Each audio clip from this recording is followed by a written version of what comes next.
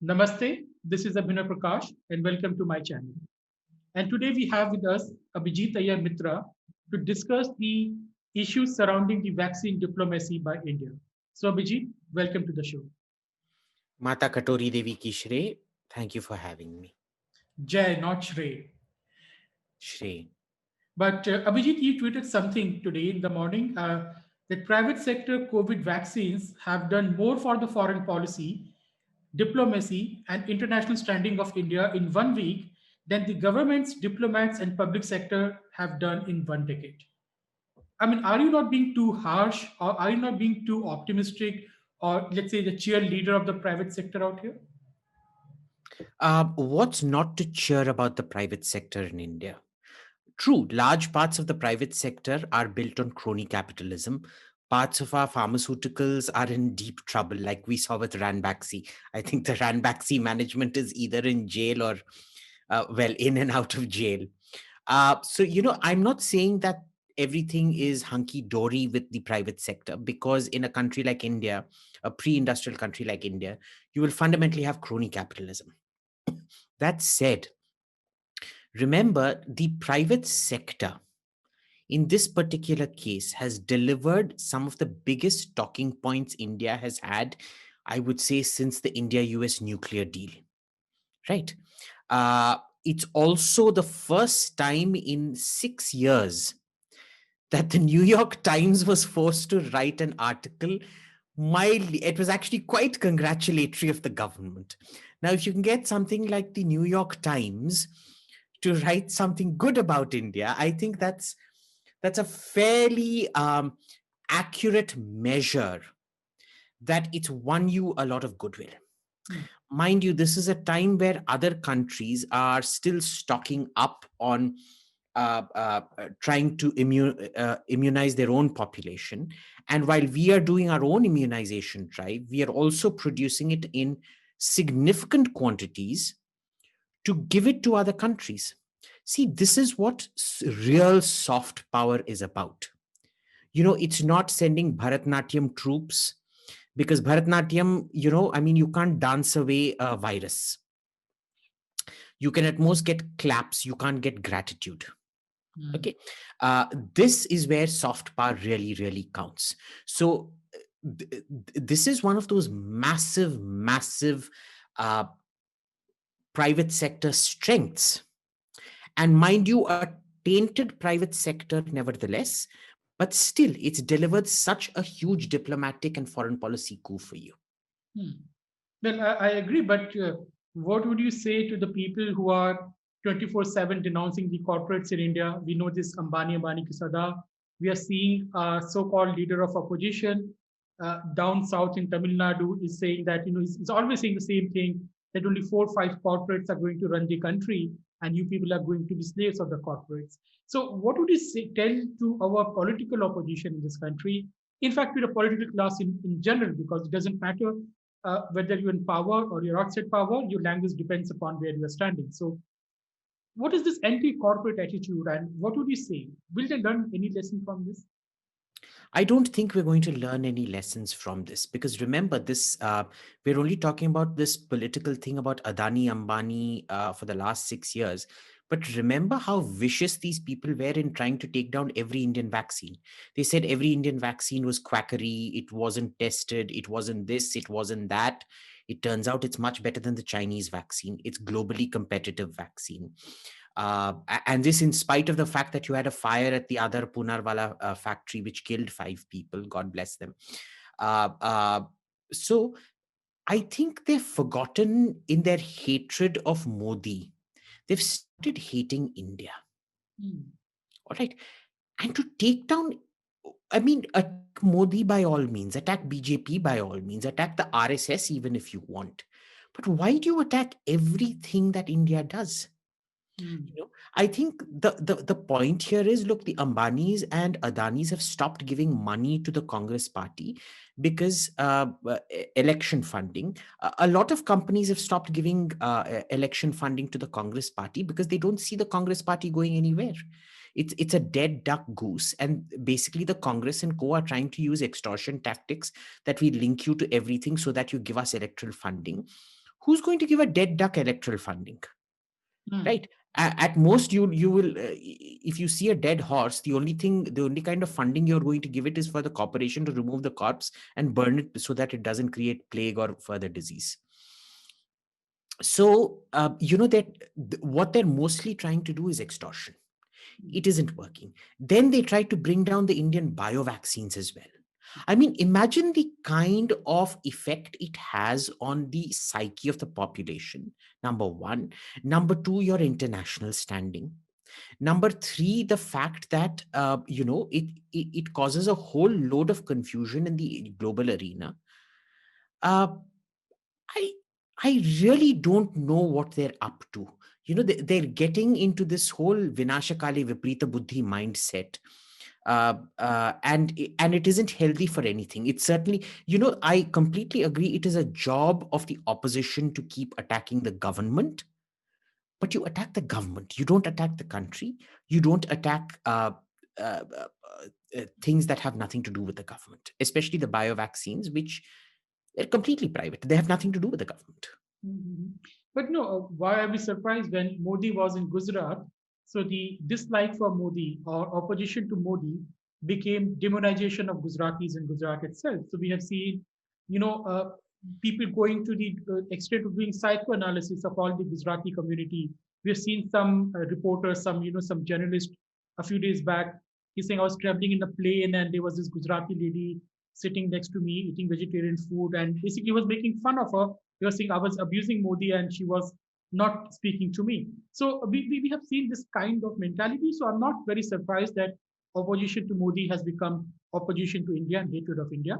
But coming back to the vaccine itself, Abhijit, uh, how is the India's vaccine diplomacy different from the Chinese vaccine diplomacy? Because they are also trying to do the same kind of thing, but so far they have not found or find many takers for their approach. First of all, remember China has this tag of being duplicitous. They prevented the WHO team from coming and carrying out their inspections just about 2-3 weeks back. Their vaccine is found to be notoriously inefficient. In controlled tests, it only had a 70% efficiency. When you opened it up to the general population, it had a less than 50% efficiency. They are not really good at pharmaceuticals in general. So there's a whole range of issues with Chinese products.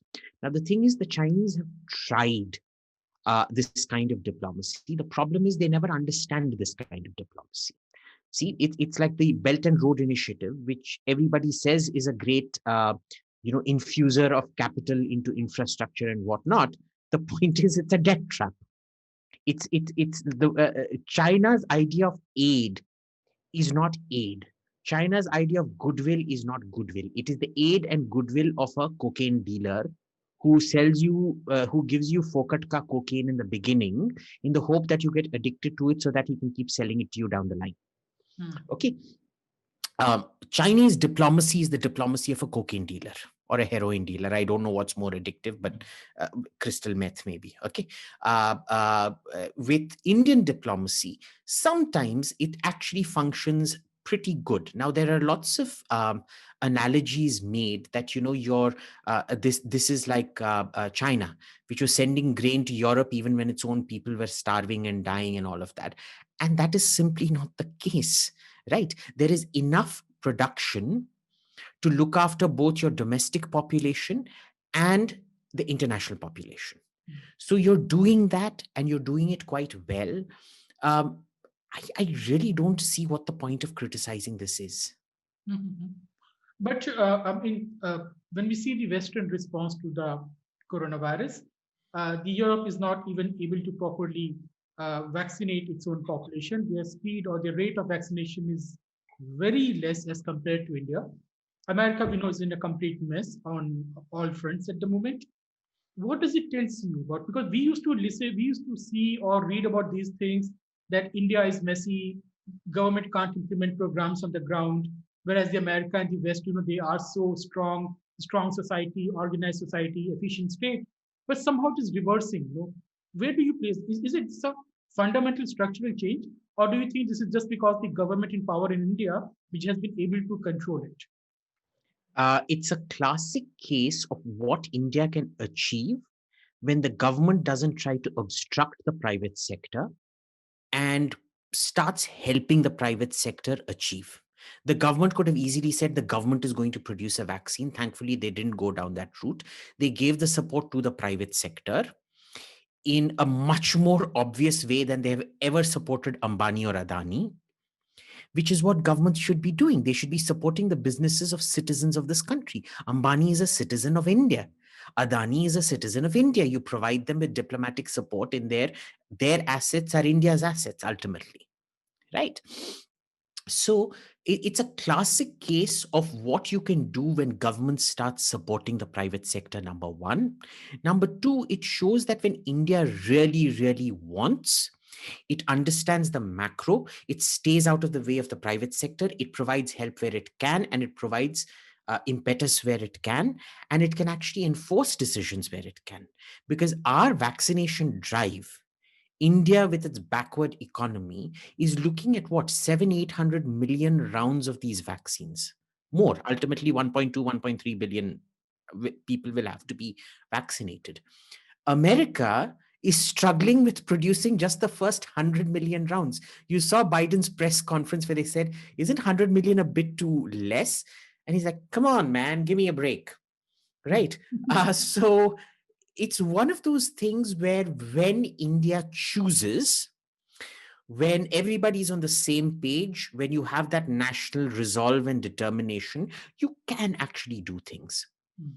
The problem is very frequently we're so confused that there is, for example, non-alignment. In this day and age, after the Chinese have killed 22 of your troops, you're still saying non-alignment or refusing to name China.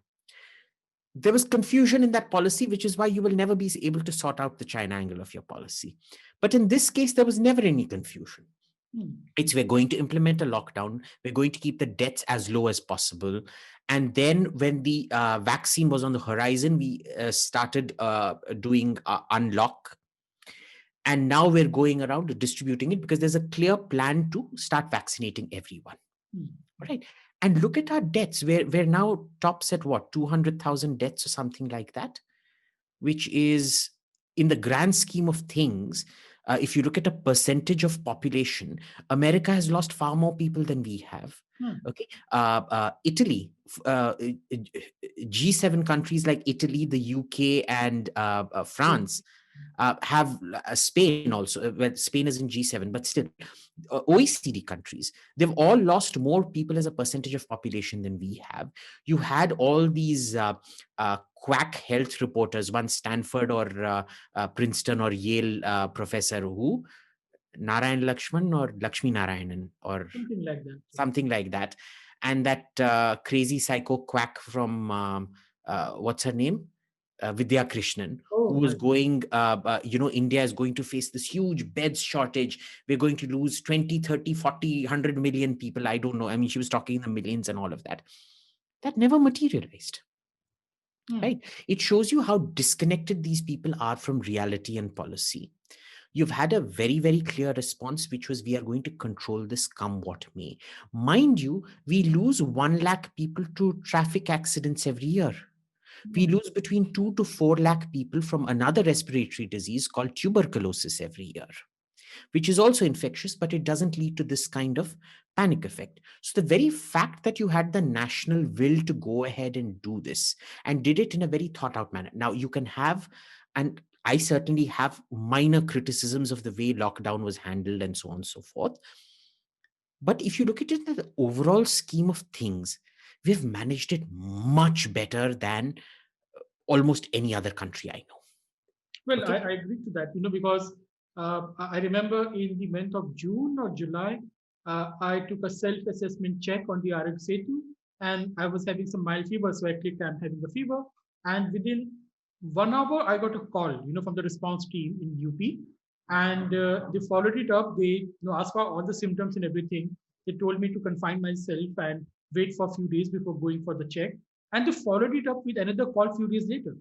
So, and this is Uttar Pradesh, under the Yogi government, and they were actually doing it very efficiently, given the lack of administrative efficiency which normally northern states have. But if you remember, the media was also reporting Kerala as a great success story, and our Bollywood stars were praising the government of Maharashtra for for the wonderful job they have done in controlling this pandemic. Where do they stand now, and where do the UP or Bihar stand now? Look, I've always told you about the Kerala model being a complete quack hoax. Because when you have the same party ruling Bengal and Kerala, if people are only talking of the Kerala model and not the Bengal model, then you know it's not the social policies of the government in charge that is responsible for it. The Kerala model is the UAE excess model. They're living off the UAE. Okay, they're sort of Gulf expatriates out there. It's all their return money of all the nurses and sisters and all of that engineers or whatever that's coming back there. It's not happening in Bengal. So I never took the Kerala model seriously. And if you take the Kerala model seriously, I suggest, you get your professional qualifications checked, because I don't think anybody who takes the so-called Kerala model seriously deserves to be called an economist or any kind of analyst of any worth or note. Though these days, it's only quacks that get considered quite seriously. Like, my friend Max Abrams says of US foreign policy that Americans want people with experience running foreign policy. They just don't seem to care that experience has almost invariably been completely wrong or disastrous. Okay, so that kind of describes our Kerala model advocates, number one. Number two, you tell me, Abhinav, you've known me for about what, 5, 6, 7 years now. When have you ever seen me take Bollywood anyone seriously? I Okay, agree to that. But right. I just want to, I'm just asking this question because as to why were these people just tweeting about it? Bollywood feels it should tweet about everything. Bollywood feels it needs to have an opinion about everything. They know everything. Celebrities know best. Okay, celebrities know best. If you start living in the area of disbelief, acting is the brief suspension of disbelief. And I think in the process of trying to make others disbelieve, they've suspended their own disbelief as to their own superhero abilities. Like Hrithik Roshan acted in that movie called Krish or whatever, where he plays some alien superhero, something like that, apparently.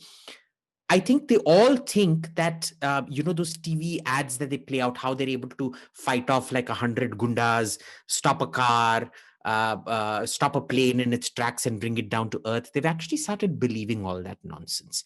And between their drug tendencies, which we're seeing as a result of Sushant Singh Rajput and the Riya Chakrabarti and all of that, between the drugs, the adulation, I think there's some serious brain addling happening out there. But I never take Bollywoodias seriously. If anybody does, and if any Bollywoodia is your idol to look up to, I mean, seriously, just don't be in the sphere of whatever.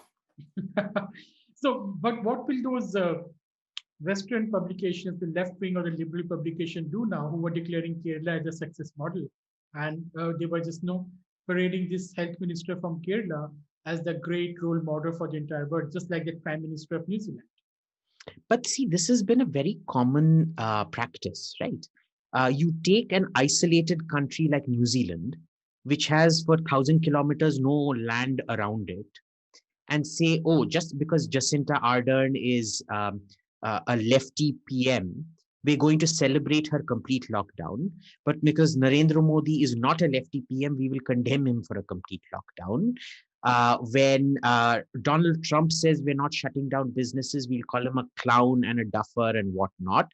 But when the Swedish socialist prime minister says we are not going to shut down, we're following a mass immunization program in that sense, a herd immunization program, he's the best thing to happen around. So, they keep applying, if the left does it, it's good. If the right does it, it's bad. There's that classic thing which in Hindi Twitter is called "Aap karein to balatkar, hum karein to chamatkar."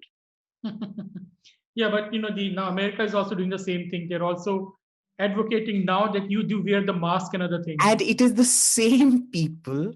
It is the same people who did not want an opening of business that were condemning Donald Trump for not ordering lockdowns. that are now saying, no, no, no, we need to open up as soon as possible, and so on and so forth. So we all know that they were doing it deliberately to sink the economy. They ultimately won, of course. Mhm. But now we know exactly why they did it. Mhm. And it shows you that the cynicism that we've seen from the Congress and the left in India, that they're willing to destroy the country in order to get power or whatever, it's not a localized phenomenon. It's a global phenomenon, realistically. But why is that a global phenomenon? Why is that happening today all across the world? What's wrong with the global? I think a lot of it has to do with social media and the way the social media has destroyed the center. There is no such thing as the center left anymore. You only have the extremes, and generally, because the conversation has been democratized by social media, in both cases, it is the extreme left and the extreme right that has hijacked the narrative. So the room for a modus vivendi, for concord, which used to exist in the center, is it no longer exists anymore. Mhm. And this is something we've noticed generally. I mean, this was sort of the Al Qaeda model. Al Qaeda used to use the dark net to recruit people. And then ISIS started kind of using more of the open net to start recruiting people. In many ways, this is what you see because extremists always capture the narrative. It doesn't matter where you are, what you are, the extreme argument, because people prefer black and white. Mhm. Nuance is a highly intellectual thing, see? So nuance doesn't work with 90% of the people. Well, I agree to this thing, and this might be social media impact. This might be some other deeper change, because I was reading Vajpayee Years by Shakti Sinha, in which he's writing how the politicians of those times, which is like just 20 years back, used to talk to each other a lot. You know, the Congress, the BJP, the communists would come and meet the BJP people, and they would outside the parliament they will agree on lots of things. And somehow today you don't have that conversation happening at all. You know, and that basically provided a buffer that you will not attack the government on this thing. You're not going to cross this line as the government. But perhaps that's a different discussion. We can have it on some other day, Abhijit. But what is the future now in the sense that India has started off very good, whether it's vaccination program in the country or your vaccine diplomacy. But where will it go, especially the vaccine diplomacy? I think what we're doing is we're creating enough economies of scale now to fulfill both domestic demand and international demand. Because for most other countries, what they've done is they'd outsourced their pharmaceuticals industry, which was the result of globalization. Right. And unfortunately, a lot of it had landed up with China that turned out to be the most unreliable partner. Like we've seen throughout this crisis, how they've price gouged, how they've consistently provided third rate masks, third rate respirators, third rate ECGs, third rate everything. Which, a lot of people used to laugh when I used to come on your program and say, China still produces crap. Because people wouldn't believe it. They'd keep saying, "Arey, dekho mera Oppo kitna acha hai," yeah, look how good my Huawei is. And you remember, I always used to tell you they're crap phones. I'm hoping people will now realize that China produces crap. Mm. Uh, they're sort of the snake oil salesman, the junkyard secondhand car dealer. But unfortunately, that's not. That conversation has shifted completely. Have you noticed ever since Biden won the election, nobody's blaming China for anything anymore, Hmm. which is the classic sign of a person who's compromised to China. And they are going after Russia since the last few And days. they're going after Russia. They're trying to divert the all attention to Russia now, which, if you remember, we'd also predicted. Hmm. Because Biden Definitely. being, Biden's son definitely being compromised to China, this was bound to happen. Hmm. So So look, for us, I think in a way, what COVID diplomacy has done is that it has clawed back a lot of the ground we had lost because of a lack of diplomatic engagement. Now, to be clear, uh, Modi had clawed back some of the ground in the first term by visiting all these countries because visits were long overdue. And when you can't deliver on goods and things like that, you do visits. So that was a very essential part because sometimes activity is a very essential. Not everything is measured by achievement. Activity is also sometimes important for countries. So he did that. And this time it's COVID vaccine where we've been able to deliver an absolute tangible. Now, you know that India's foreign service is one of the smallest in the world. Hmm. Singapore, city state, 4 million people, has a bigger foreign service than India does. And the foreign service doesn't want to expand because everybody wants to become an ambassador. Right. So it's one of the things where Indian diplomacy generally has a very bad reputation and a very bad name.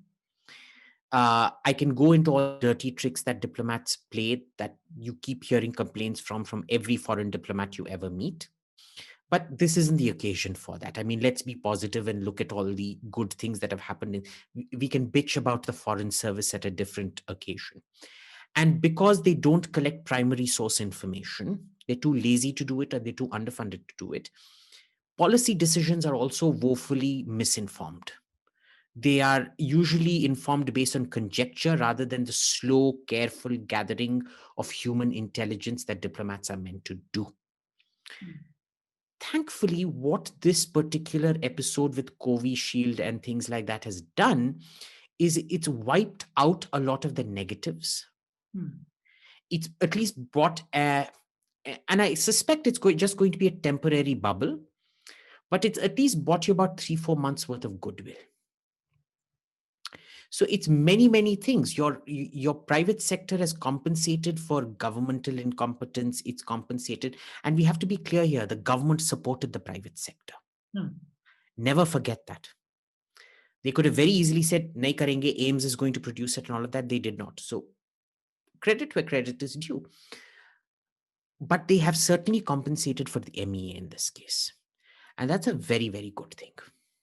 So I agree to that point, and as I always keep saying, Abhijit, that when the allegations are made against the government that ये suit boot की सरकार है, I think you should embrace that. You should say, yes, Yeah. we are suit boot की सरकार.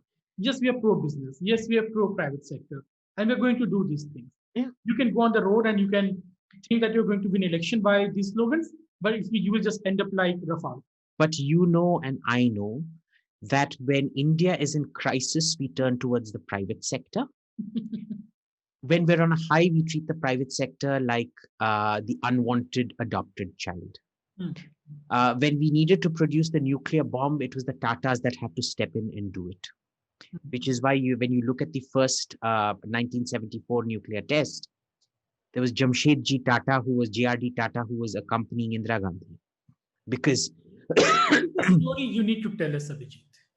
that is a story that I will tell you, not now, but later on, maybe. But most of, if you consider the 1998 tests to be the Madrasi bomb. 1998, 19, okay, yeah. 1998, the not Parakram, what was it? Shakti, Operation Shakti. The people say it was the Madrasi bomb because Chidambaram was a Madrasi, APJ Abdul Kalam was a Madrasi, all the nuclear scientists at that point of time were Madrasi. So they said it's a Madrasi bomb. Then 1974 was the Parsi bomb. It was the Tata Parsi bomb. Okay? Because most of the scientists around it were Parsis. So, and the Tata Institute of Fundamental Research and Tata Institute of Science did a lot of spade work for that. Because, Homi Bhabha was one of the earliest advocates of India going nuclear. He was surely, but he was collecting and he was putting all the pieces in place for us to go nuclear. Now, so that time when we were in crisis, when we didn't know, when we had to test a nuclear device to prevent another threat like 1971, when the American fleet, when the 7th Fleet threatened us, we turned to the private sector. Then now during COVID, we turned to the private sector again. But before this also, we've turned to the private sector. When was that? I forgot my train of thoughts now. 1974, the nuclear submarine. When Arihant was taking so long to be built, the government, all these BHEL and all these people, they simply couldn't build it. We turned towards Larsen and Toubro to do it, and Larsen and Toubro did it under budget in record time. And once they showed us how to do it, we showed our gratitude by cutting them off from all further contracts and giving it all back to the useless government docs that had failed to produce it in the first Are you place. serious? I didn't Yeah. know. Yeah. We did it. We Okay. did it. That's what we do. So also expect Adar Poonarwala and that Bharat Biotech to get treated like dirt once the crisis is over. Basically, their motto is na deliver karunga, na deliver karne dunga. Yeah, that describes the government, the bureaucrats of India. But thank you, Abhijit, for this wonderful talk and insight. And I will definitely call you. You already booked for telling us the story of India's nuclear bomb and all those small secrets and insight, all those gossips, which are true in a sense, but we don't know about them. And I think that they are very important to know. So thank you, Abhijit, and thank you, audience, for listening to us. Katori Mata Ki Shri.